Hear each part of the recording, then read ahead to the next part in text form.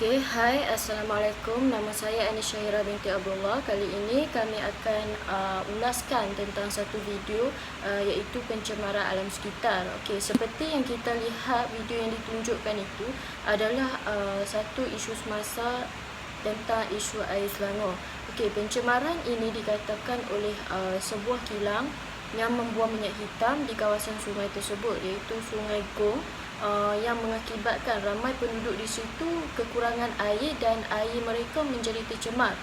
Bukan itu sahaja, ramai penduduk di situ mengatakan bahawa air paip yang digunakan harian mereka juga sangat busuk dan mempunyai air yang tidak sihat. Bila kita tengok VT ini, ramai penduduk terjejas iaitu dengan jumlah 1,292 kawasan di Selangor dan Kuala Lumpur. Seterusnya, kilang ini juga pernah dikenakan kompang sebanyak RM60,000 oleh Jabatan Alam Sekitar kerana membuang minyak hitam di Sungai Gong tersebut. Tetapi mereka ni tidak mengambil endah dengan perbuatan mereka kerana mereka ini tidak sedar bahawa alam sekitar ini juga penting bagi manusia untuk meneruskan kehidupan seharian. Assalamualaikum. Nama saya Nur Atira binti Muhammad Safri. Grup kami pilih tentang isu pencemaran alam, iaitu contoh kami pilih isu pencemaran air sungai di Selangor. Untuk part saya akan explain tentang faktor pencemaran air sungai Selangor. Faktor utama dia ialah berpunca daripada kilang ataupun kawasan industri, di mana mereka ni ada menumpahkan ataupun penumpahan cecair kimia dalam sungai, di mana cecair yang kilang gunakan itu ialah cecair solvent. Solvent ni dia dapat dia akan menghilangkan mineral yang mengandungi logam, habuk kayu, kotoran dan lain-lain. So cecair yang mereka tumpahkan dalam sungai di Selangor tu, dia tak akan meninggalkan sebarang sisa yang berminyak. Jadi apa yang saya tahu berkaitan pencemaran air sungai kat Selangor ni di banyak tempat. Contohnya Lembah Kelang, Sungai Gong, Rantau Panjang, dengan satu lagi Sungai Semenyih. Salam sejahtera, saya Saraswati Ranjan dari DLS 5A. Hari ini saya pembentang tentang langkah-langkah mengatasi pencemaran alam sekitar. Pelbagai masalah alam sekitar telah dikesan dan menjadi semakin serius sejak akhir-akhir ini. Aktiviti-aktiviti penggeluaran dan pertumbuhan ekonomi menjadi puncak berlakunya kemerosotan alam sekitar. Menjadi puncak berlakunya sekitar berpuncak dari keinginan manusia untuk memenuhi agenda pembangunan yang menyebabkan gangguan kepada alam sekitar. Dalam usaha memelihara dan mengawal keselamatan alam sekitar demi satu episod pencemaran sumber air berlaku di Selangor. Baru sahaja kira-kira sebulan penduduk sekitar Lembaga Klang mengalami gangguan pembekalan air tidak berjadual akibat pencemaran sungai Selangor yang berlaku pada awal September lepas. Rakyat kini sekali lagi terpaksa menghadapi situasi yang sama. Seterusnya, jika mahu membantu menjaga kebersihan air kita, terdapat banyak perkara yang boleh lakukan untuk membantu, iaitu jangan buang sampah di dalam pantai atau sungai dan kutipkan sampah-sampah yang mengadakan di sungai dan membuangkan di dalam tong sampah. Antara langkah yang boleh diambil adalah menyediakan tangki tangkung bawah tanah yang dirawat.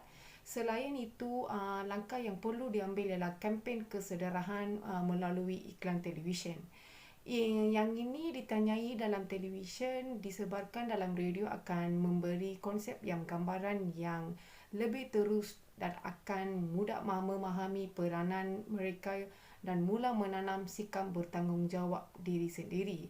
Dalam konsep ini akan diajar tentang kepentingan menjaga sungai dan cara-cara mengguruskan sisa buangan supaya dapat mengurangkan tampak pencemaran air atau pencemaran alam sekitar tahap yang paling minimum.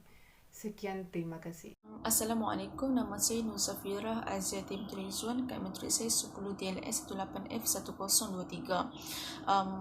Okey, pertama sekali ialah antara kesan-kesan yang dihadapi bagi pencemaran air di negeri Selangor Darul Ihsan ialah kita dapat lihat pembuangan sisa toksik oleh individu-individu yang tidak bertanggungjawab akan menyebabkan berlakunya perubahan kualiti air, dan pengumpulan bahan-bahan berbahaya juga akan membawa kepada kematian organisma laut. Dan selain itu juga kehidupan manusia ataupun organisma lain juga akan teracam apabila menggunakan air yang tercemar yang secara tidak langsung akan mengakibatkan pelbagai jenis penyakit kronik yang didapati seperti darah tinggi, kencing manis, jantung dan juga sebagainya. Okey, seterusnya ialah pencemaran air juga akan menyebabkan manusia hilang kebergantungan hidup.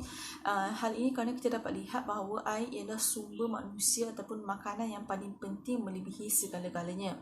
Dan malah kita juga dapat melihat dari segi pencemaran air oleh sisa toksik yang berlebihan akan menyebabkan sistem saluran ataupun sistem peparitan yang dibina akan menyebabkan berlakunya pencemaran air secara berleluasa.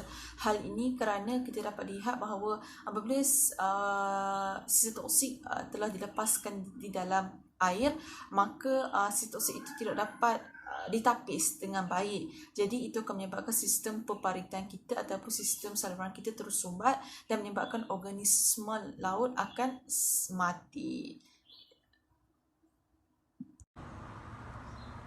Okay, Assalamualaikum.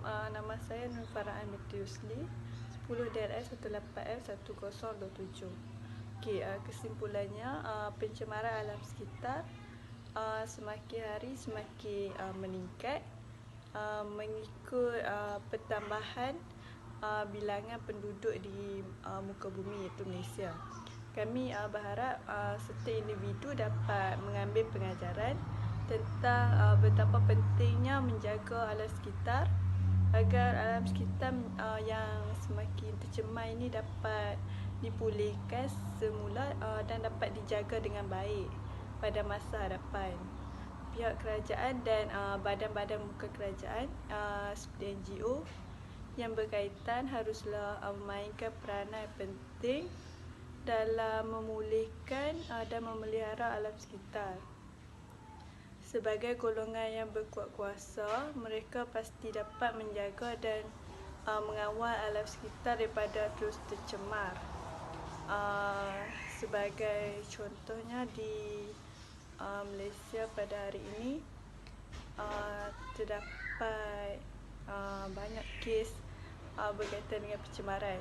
Dulu bila kita lihat banyak kes jerbu yang sekolah terpaksa ditutup.